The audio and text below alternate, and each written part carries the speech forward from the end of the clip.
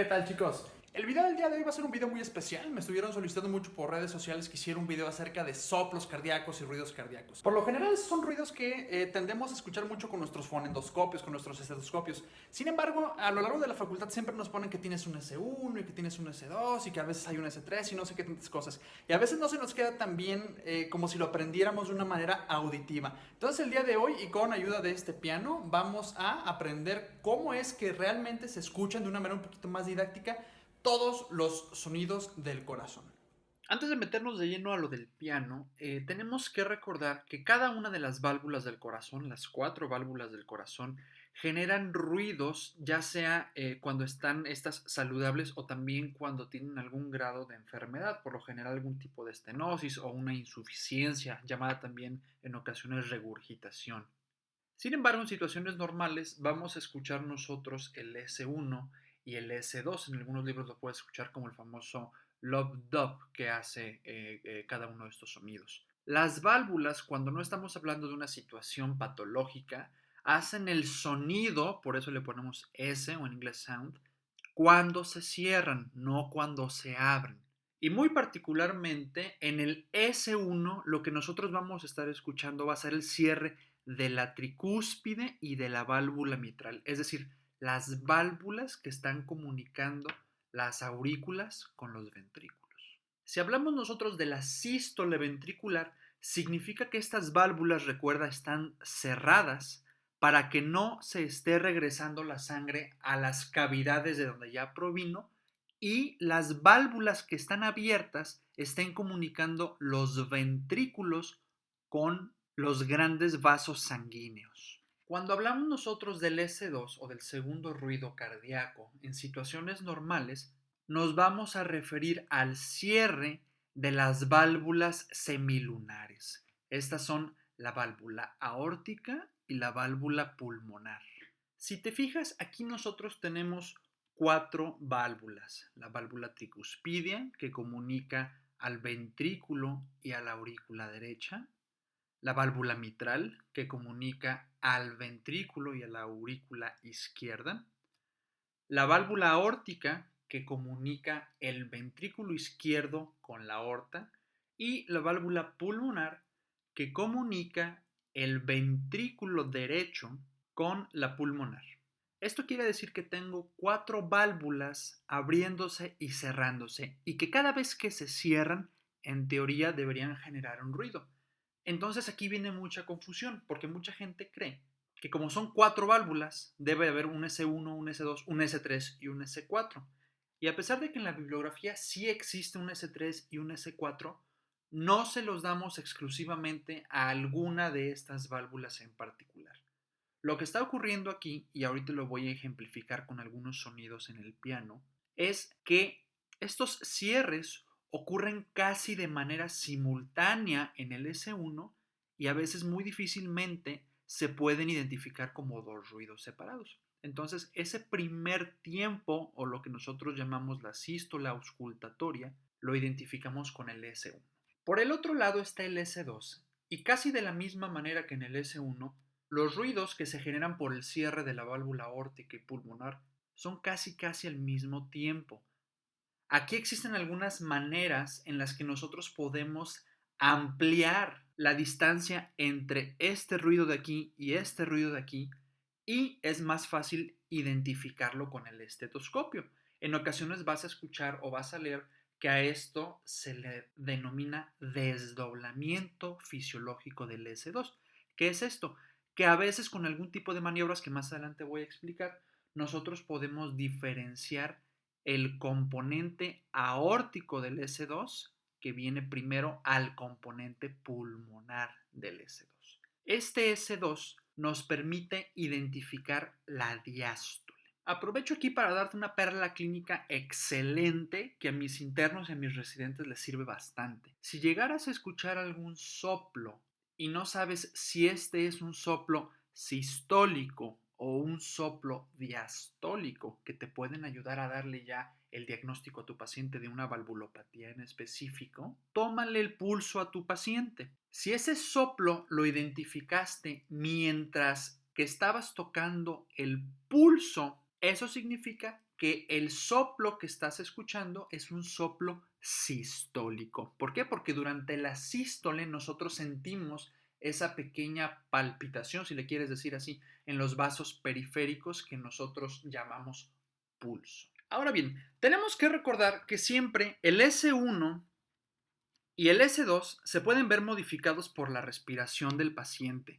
De hecho, el que casi siempre se modifica es el S2, no tanto el S1. Sin embargo, tenemos que recordar, una vez más, que son los cierres de las válvulas, en este caso tricuspidia y mitral, los que generan el S1, y la válvula aórtica y la válvula pulmonar los que generan el S2. Si nuestro paciente se encontrara inhalando, el espacio entre el ruido que genera el cierre de la válvula aórtica y el cierre de la válvula pulmonar se va a hacer más grande. Entonces, en ocasiones tú puedes ver eso representado en algunos libros de texto como unas barritas, en donde te ponen que S1 es así y S2 te lo ponen así y así. Y cuando el paciente está inhalando y aumenta la presión intratorácica, tenemos el S1 que prácticamente se queda igual, pero tenemos nosotros ya una separación, y la pongo así más gráfica, del componente aórtico, que recuerda que siempre viene antes del pulmonar, y después viene ya el pulmonar. Pero si te fijas, pues ya aquí lo están graficando, y también lo pongo yo de una forma más visual, que aumenta el espacio de un ruido y otro. Y a veces se puede escuchar como un tercer ruido. Otra cosa, y esta es a manera de una perla clínica, la intensidad de los sonidos puede variar, obviamente, dependiendo de la calidad de tu estetoscopio o la experiencia que tengas. Sin embargo, cuando el S2 es más pronunciado que el S1, es decir, que se escucha más fuerte que nosotros pudiéramos estar ante una hipertensión de la arteria pulmonar. Y para ser más específicos, aquí vamos a escuchar nosotros que el componente pulmonar, si es que lo llegamos a diferenciar del aórtico, es el que va a estar incrementado. Recuerda, esto es en hipertensión de la arteria pulmonar. En esta primera parte vas a ver que nada más estamos tocando dos notas. Estas dos notas equivalen al loop-dub del corazón, S1 y S2, S1 y S2. Ahora voy a empezar a agregar notas. Cada nota va a ser el ruido de una válvula dentro del corazón. Las que esté tocando con mi mano van a ser las válvulas que se cierran en el S1, es decir, la tricuspide y la mitral. Y las notas que esté tocando con mi mano derecha van a ser las válvulas aórtica y pulmonar en ese orden. Entonces, si te fijas, ahora tenemos ya un S1 y un S2 con 4 sonidos diferentes. Hasta ahorita lo que tenemos es más o menos una forma tanto visual como auditiva de identificar el cierre de cada una de las válvulas. Sin embargo, esto nada más sería para ejemplificar cada uno de los elementos de S1 y S2.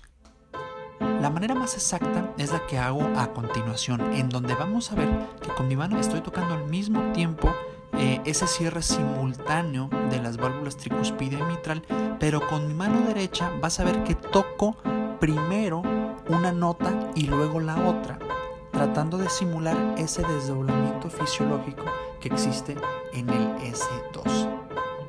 Ahora que identificamos los ruidos, vamos a decir, normales del corazón de una manera gráfica y ahora ya también con una manera más didáctica y más auditiva, vamos a hablar del S3. El S3 por lo general se considera un ruido patológico. Sin embargo, en algunos libros de fisiología cardíaca vas a ver que así como puede ser patológico, unos lo interpretan como una manera fisiológica de la manifestación de un fenómeno de remodelamiento cardíaco o de sobrecarga de una de las cavidades ventriculares. Una manera que te recomiendo para intentar diferenciar los ruidos, si es que identificaste algo raro ahí a la hora de la auscultación, es que te vayas directamente al ápex. ¿Por qué? Porque particularmente el S3 se escucha un poco más claro justamente a la altura de la punta cardíaca. Como se trata de un ruido de bajo tono, se escucha mucho mejor también con la campana de tu estetoscopio. Recuerda, como reglita general, los tonos bajitos los escuchamos mejor con la campana,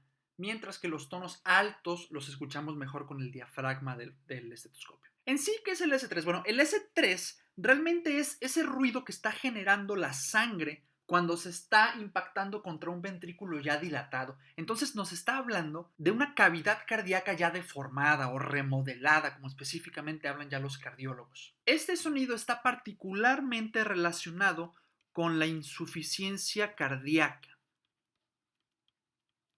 E incluso hay algunos que dicen que el S3 es un signo, porque es objetivo, patognomónico ya de la enfermedad. Ahora, tienes que tener mucho cuidado con la discriminación de la información aquí. El S3 lo puedes encontrar también en algunas valvulopatías. Esto se puede deber porque en prácticamente todas las etapas avanzadas de las valvulopatías se puede generar un grado de insuficiencia cardíaca y esto genera un S3. Y ojo, porque también dicen que los defectos tanto de ventrículo como de las paredes atriales pueden llegar a acompañarse con un S3. Sin embargo, pasa un fenómeno similar al de las valvulopatías. En etapas ya más avanzadas o pacientes que han dejado pasar mucho tiempo esta comunicación de las cámaras, llegan después a tener un remodelamiento de las cámaras afectadas y puede aparecer el S3. Esto que estás escuchando ahorita es mi interpretación musical del S3. Si te fijas, ese ruido extra lo estoy poniendo después de lo que ya ahorita establecimos como nuestro S2 o lo que estoy tocando yo con mi mano derecha, ese acorde de dos notas, un La y un Do. Esta última secuencia de notas sería mi manera de representar un S4. A diferencia de los ejemplos previos, aquí estoy empleando exactamente las mismas notas que el S1 para representar ese ruido extra. La razón por la que lo estoy haciendo es porque en la vida real, tanto el S1 como el S4 comparten características acústicas que hacen que se escuchen muy similares. Una manera didáctica y práctica que utilizo yo para distinguir uno de otro es poner atención en el tiempo en el que se presenta el S1, el S2 y después el S4. El S4, que como ya viste se parece mucho al mismo S1, a veces es pasado por alto por muchos doctores. Lo escuchamos cuando la sangre se está impactando contra un ventrículo que tiene poca movilidad. Cuando yo hablo de un ventrículo con poca movilidad, me refiero a que ese ventrículo va a tener algún proceso patológico, la mayoría de las veces un proceso infiltrativo o inflamatorio, que en términos simples vamos a decir que deja un ventrículo rígido.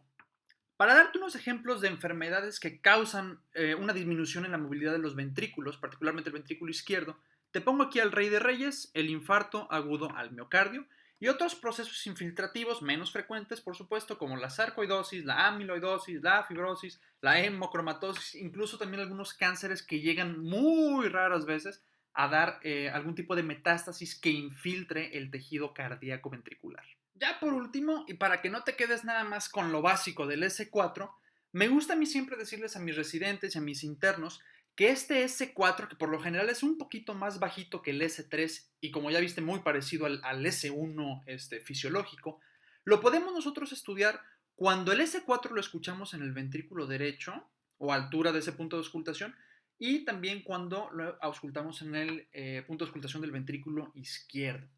Los ejemplos que te mencionaba anteriormente los puedes encontrar tanto en los puntos de auscultación del ventrículo derecho como en el del izquierdo. De hecho, el infarto agudo del miocardio me gustaría dejarlo más bien acá.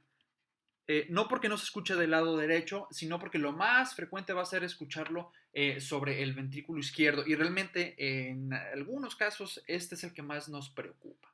Otros dos ejemplos frecuentes de cuando escuchamos el S4 en el lado ventricular izquierdo sería por supuesto la hipertensión arterial sistémica y la estenosis aórtica. Y si sigues el sentido fisiológico de todo lo que estamos hablando, así como la hipertensión arterial sistémica causa el S4 del lado izquierdo, la hipertensión de la arteria pulmonar va a causar el S4 en los puntos de auscultación del ventrículo derecho. Asimismo, la estenosis de la arteria pulmonar.